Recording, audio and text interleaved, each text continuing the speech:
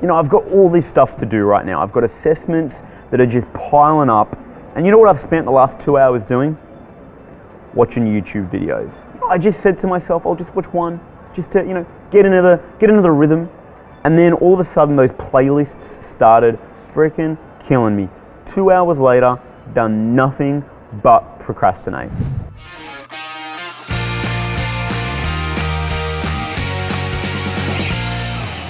What's up guys, it's Rowan here from Smart TV.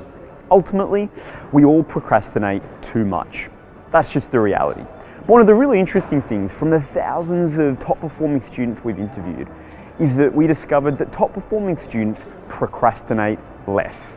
We all do it, but the ones that really nail it, we're gonna do less of it. So in this video, what I'm gonna share with you is the 3 big reasons as to why we procrastinate, and then I'm gonna break down for you 3 practical strategies that you can implement today to start procrastinating less, getting more done, and changing the sort of results that you're getting in your life. Let's jump in and find out. So firstly, we've got to understand what are we talking about when we say procrastination. And simply put, it's the act of unnecessarily postponing actions or decisions. We've all been there before. We know we need to be doing something and we're not. Instead, we're postponing the action and we're probably doing something completely different. Now, in all the research we've done with thousands of students across Australia, what we've identified is the big 3, right? The 3 big reasons why we find the overwhelming majority of students procrastinate. Now, the first reason is a fear of failure, right? You look at this task and just somewhere deep down there's, this fear that if you actually have a crack at it, you may fail, and that can be a little scary. The second reason is just a pure sense of overwhelm, right? Like the task at hand is so freaking big that you don't know where to start. And the third reason for procrastination in the big 3 is that your goals and the reward for doing that task is too far away, right? It's abstract, you don't feel it, and so you don't have that as a powerful tool to motivate you to push through and get the task done. So that's the big 3. What I'd love to find out is, out of those big 3, which one is actually the reason why you find that you procrastinate more often, right? Leave it in the comments below. I'd love to find out which one of the big 3 is your reason. Now, of course, you might have another reason for procrastinating, so I'd love to hear what that is in the comments below. Pop it in. Now remember, something like boredom, something like the task sucks, that's actually really number 3. Like you don't have a powerful enough reason to do the task. The rewards aren't clear. So you may find that the reason that you procrastinate actually is one of these big 3. Now what we've got to identify, of course, is now that we know why we procrastinate, we've got to understand what can you do about it.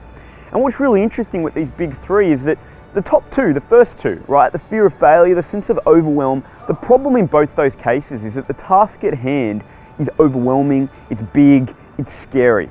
So the truth is that the way to cut procrastination lies in your ability to actually make your tasks smaller.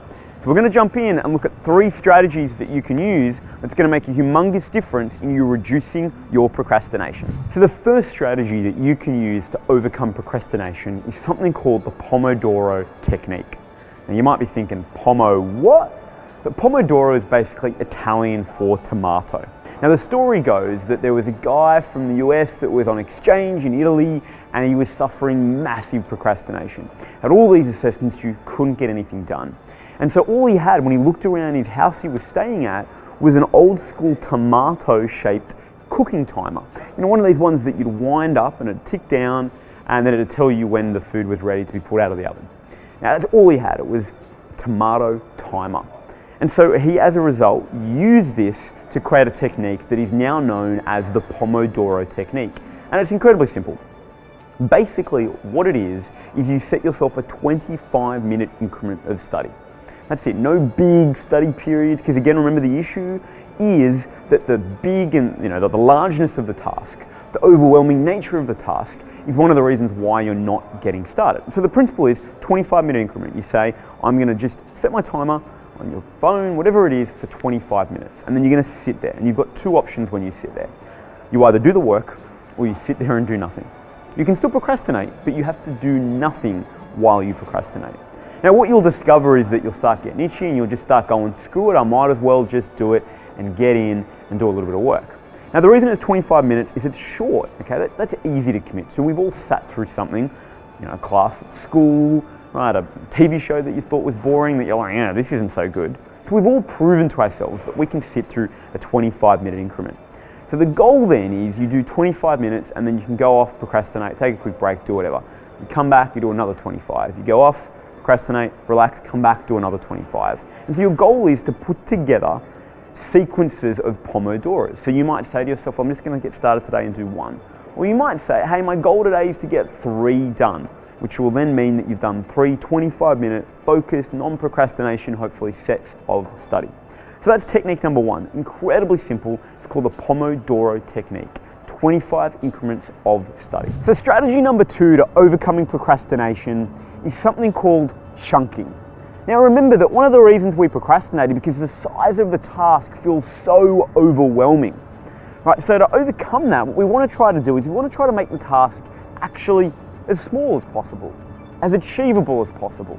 And so to do that, we need to look at the task and go, well, what's the smallest possible thing that I could do? Right, out of everything in this task, what's the smallest possible thing?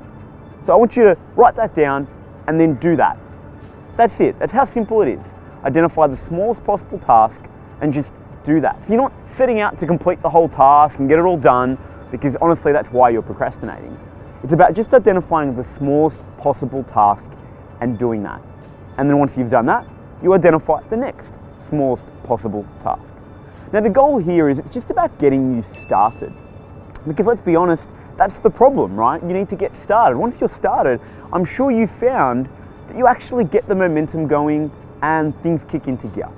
So identify the smallest possible task out of that huge big task that right now looks overwhelming and get started with that, because that's going to be the trick to getting over your procrastination. So strategy number 3 to overcome procrastination is called earning the fun.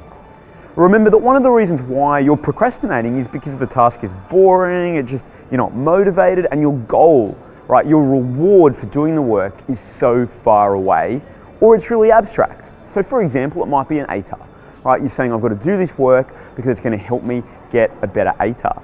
But honestly, that's a number that might be 12 months away in the future. It's not going to really motivate you to push through the boredom, push through the overwhelm and the frustration and get work done. So we've got to think about like a reward that you can bring more immediately into your life, that if you get the task done, you get something fun as your reward. And that's where earn the fun is such a powerful principle. From all the research we've done with top performing students, we found that they use this earn the fun framework as a powerful way to overcome procrastination in their life. So how does it work? Well, it's really simple. You basically set for each day something that you really love to do. So that could be, watching your favorite Netflix show, it could be chatting with your boyfriend and girlfriend, it could be going to the gym, it could be eating your favorite food, whatever it is. You basically set a goal that if you get your work done, if you get that task done that you've been procrastinating on, you will get to, after that task, enjoy that thing that you love, right? That going to the gym, that favorite food, that Netflix show, checking out your Instagram, going on the internet, whatever it is that you love. Now, the point of this is it's getting you to tap into your motivation and your love of this fun thing and use that motivation to actually get stuck into the task at hand. Now, what's really critical though for this to work is you can't eat the fun and have the fun first, right? And then do your study, because there's nothing to motivate you anymore, right? So you can't eat the chocolate cake and then say you're gonna go on a run. It doesn't work that way. Okay, you've got to do the work first to earn your reward. So it may mean you need to change your relationship with your leisure time, right? It's something that you can do and you should do, but you've got to do the work first to then earn your reward. But it's such a powerful way to overcome your procrastination. Now, you might think, well, look, in theory that sounds good, but honestly, I'm just going to still procrastinate anyway and just do the thing, watch Netflix, YouTube, that I wanted to do straight away, because why wait? I can just do it now and avoid the task. And look, that's true, but that's where having an accountability buddy can be hugely powerful, right? Having a friend, a family member, a sibling that just helps you stay a little accountable. Like a gym buddy might help you, make sure that you push through when you're tired. The same idea is here to help you actually earn your fun, do the work, and knowing that if you do the work, you get to have fun and enjoy yourself.